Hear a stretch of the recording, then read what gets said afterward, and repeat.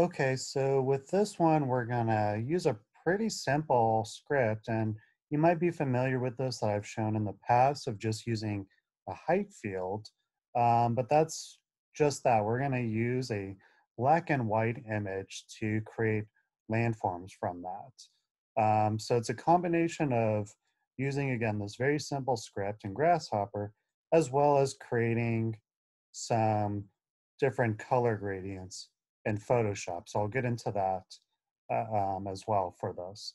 But like you can see, the end product is pretty simple. It's pretty nice in terms of uh, how it reads and creates these contour lines. Again, just like how we've shown in previous videos, you can have it be a vertical surface, or you can even have it going in the negative direction too. So it doesn't really matter how you want to initially think about when you're creating these colors, whether you want the black to represent height or the white to represent height and the black to represent the depressions or vice versa. It really doesn't matter. You get to pretty much control all of that here in Grasshopper. So um, let's go ahead and get started. So I'm gonna go ahead and create a new one. Oops. So again, we're just working in Rhino with a planar surface. Again, if you want, you can even have it sloped as well. So let's just mix it up a little and just have this slightly sloped. So maybe there is a slight angle on your surface or on your side, um, or it could even be existing topography. It really doesn't matter. So let's go ahead and, again, reference this surface. I'm going to hide that. And I'm going to do the same thing where I first analyze it by looking at the dimensions of it. And again, it's sticking with the 90 by 75. And I want to divide that so that I have a nice uniform slope or dimensions between points. So let's do something like 0.5 less than 5.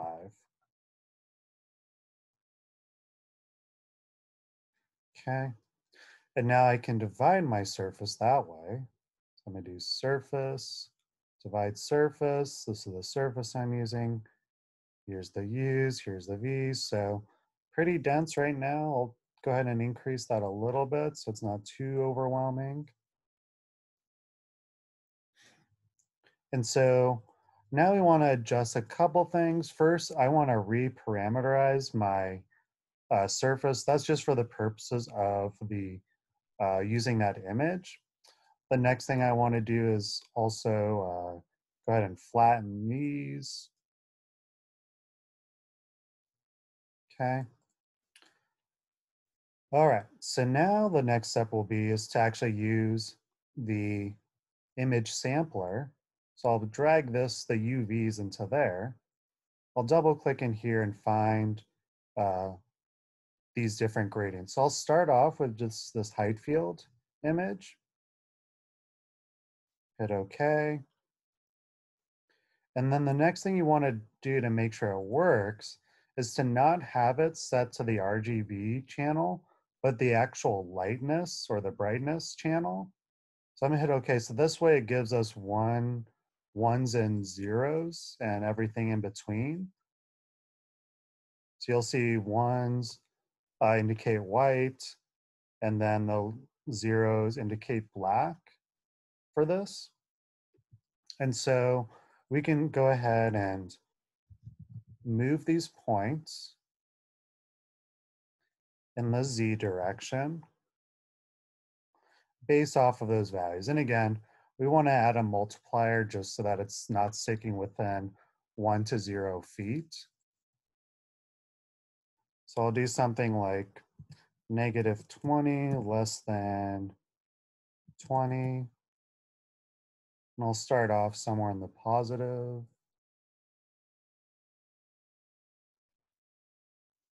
Oops, that was the one thing. We have to do one more thing first. I want to actually remap these values so that way it works that way. So I'm going to go to Remap, use the existing domain or those parameters, and now I can make my domains that way. So that way, basically you control whether the blacks are negative or positive values. So that's where I'm going to use the -20, greater than 20, and have the whites always represented as zeros.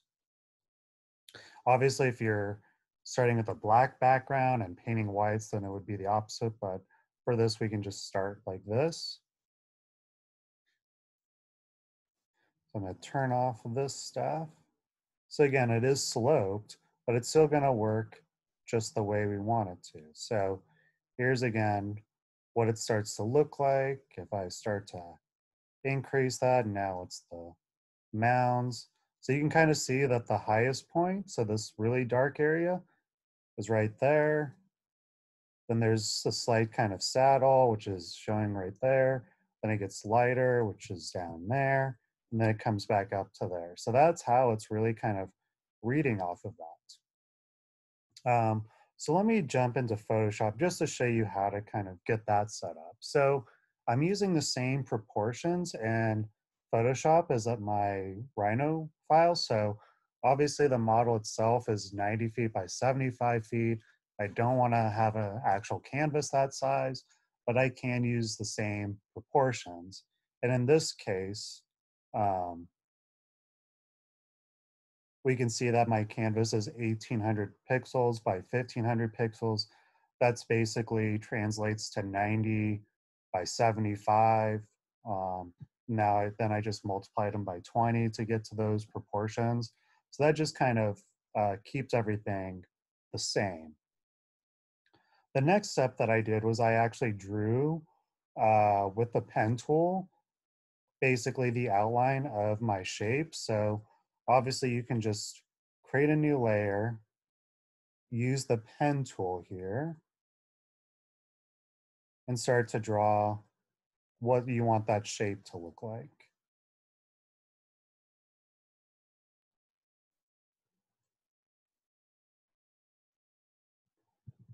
Let's do something like this.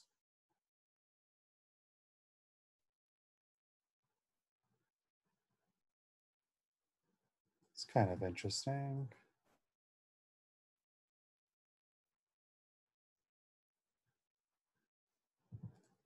Oops, okay, so it is still there, don't worry. And now all you have to do, or at least what I prefer, is just go to the actual paths, click on this, and fill that path. And I'm just going to fill it with a color, hit OK. And so there's my actual shape. And now I can use that to kind of, if I hold down Control on my keyboard and select the thumbnail, that's just going to select the pixels on that layer. And now I can turn that off, create a new layer, and start to brush in using a soft brush. So hardness is down to 0. Use this black. And now I can just start to, if you want, you can even decrease the opacity.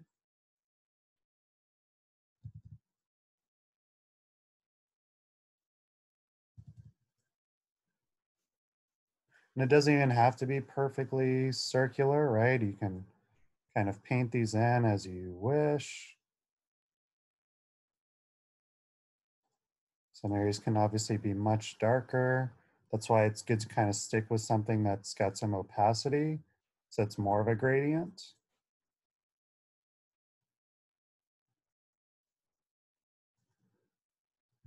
Then you can hit D, and you can kind of see that there are some hard edges which can affect your script. So something I always like to kind of do too, let me just do one a little bit more, is maybe you do want to kind of color in as much as possible.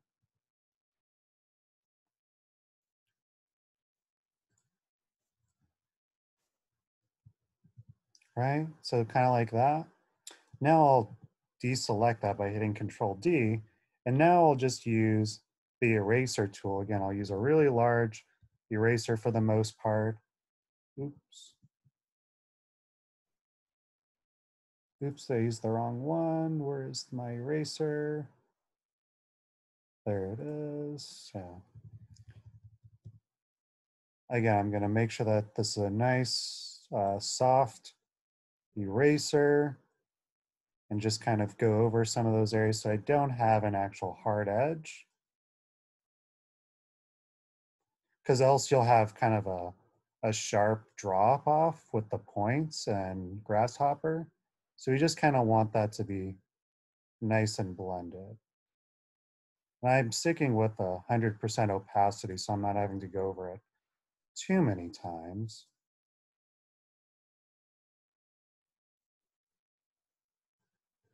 Right, so now when I'm looking at that, I don't really see a whole lot of hard edges. So let's give this a shot. So I'm gonna do Control Shift S to save it as a JPEG. So this will be heightfield 6. Hit OK. Go back to here. I'll just double click inside of this. Choose this new file I just created. Hit OK. So now here's those new ones. Maybe these are more of kind of like a pool. All right, so I could probably even just go back into give it a little bit, get a little darker in those areas to kind of bridge those parts. Sometimes you could even just increase the density in order to get some of those pixels that might get lost. Because basically it's the way it's working is that these points are reading or kind of making this image like a grid. So if some of these points are landing on those pixels, it's just reading those colors. So there's could easily be some gaps so that it doesn't actually read the colors perfectly. But there you go. Let's actually make this into a surface now, just so we can see it a little bit better that way too. So again, I'm gonna create my surface from points. As you remember, if I, even though that this U is 90 in that direction, you think that if I just use that same value as that U value as this, that you get it, but you have to remember to do expression of x plus 1 because there's one more point than there are spans. Oops. Let's turn that off.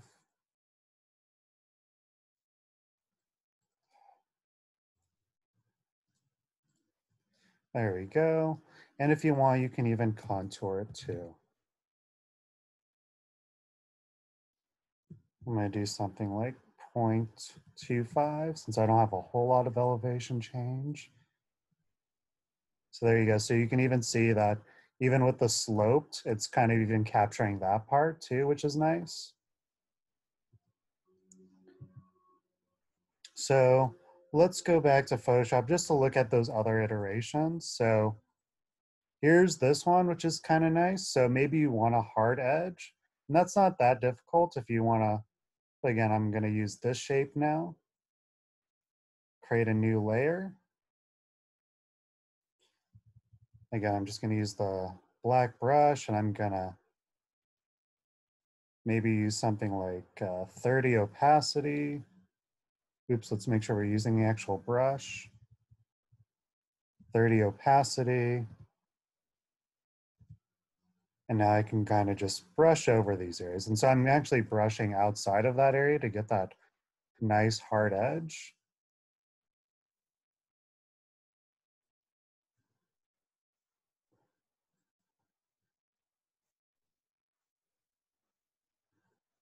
And so there you go. So now in Control D, so that's looking pretty much identical to that last one.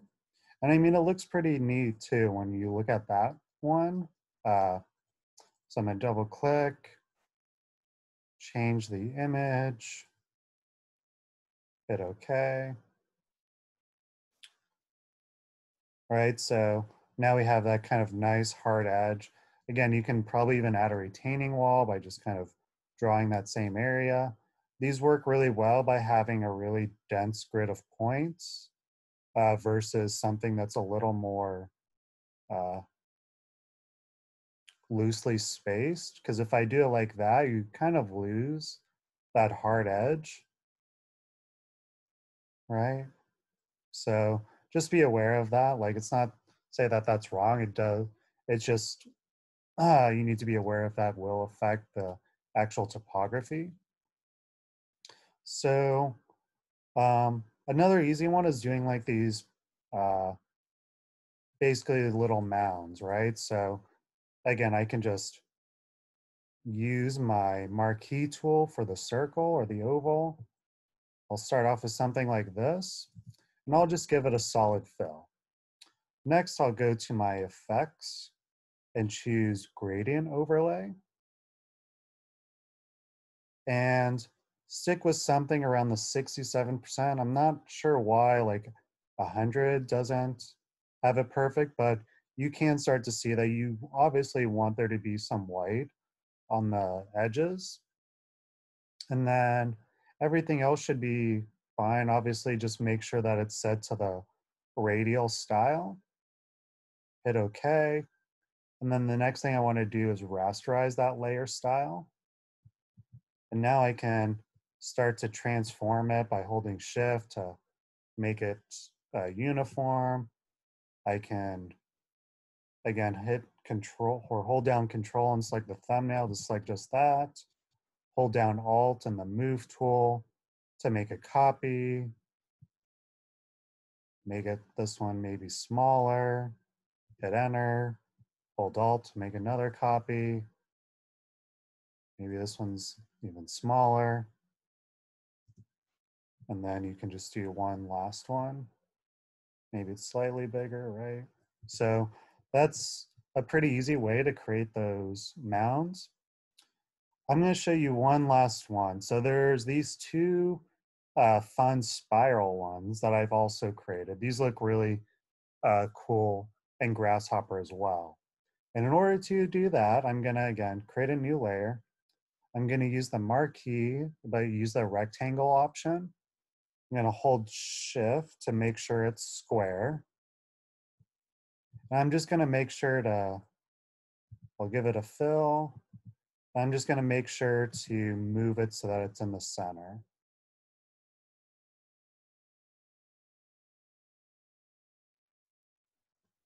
I think that's centered. Yep. Okay. So again, I'm going to go to the layer styles or layer effects, do the gradient overlay. But instead of using the radial, I'm going to use the diamond one. And I want to make sure that it's set to either 45 or negative 45. That'll make sure that it actually kind of reads correctly. I'll go ahead and hit OK.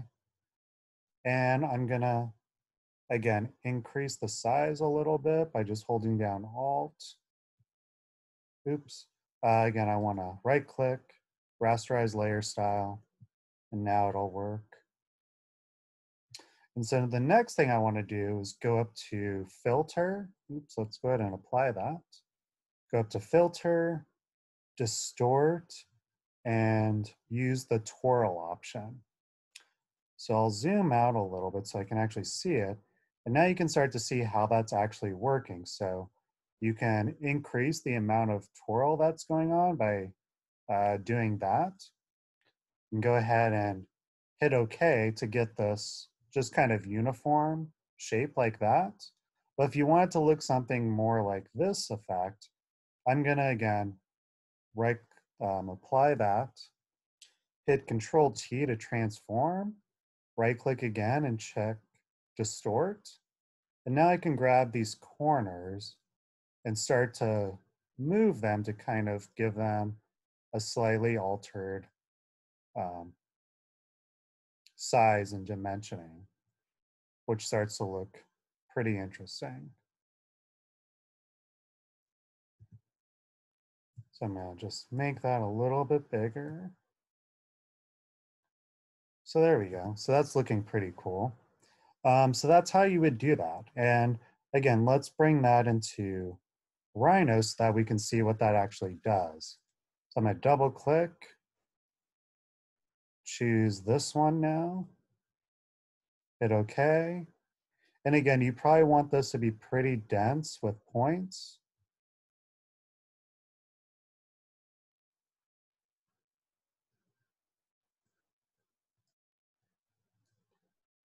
And I probably want to also have much more elevation change as well.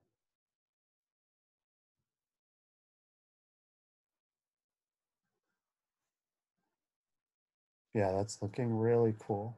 So there you go. So now we've got this really interesting uh, topography that way. I'll turn off the contours. You can even see what the points look like, which is kind of interesting. But yeah, I think this is a really, uh, don't worry too much about the surface kind of looking like that. If you want, you can even kind of see what it looks like a little bit better that way. But basically you have these really kind of sharp edges for those high points. And then the contours really kind of solidify that effect of kind of having these really kind of cool combination of ridges and swales for your height field image. So again, really kind of fun and quick and easy way of using this very simple script, as well as having some control over what these look like using Photoshop.